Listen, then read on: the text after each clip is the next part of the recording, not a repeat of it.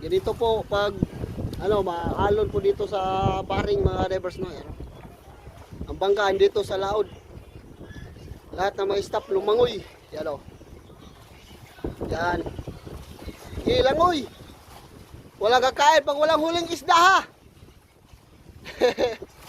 Ganyan din ako kanina mga drivers. Lumangoy lang kasi malayo yung bangka. Yan o. Tingnan nyo. Ganito po kahirap mga drivers. Kasi wala na po kasing ibang bangka dito no. Larigla lang po yung natira dito. Kaya dito lang po kami ngayon sa Larigla sumakay. Yan o. Lumangoy lang. Yan po ang dalawa po sa unahan. 4 po sila.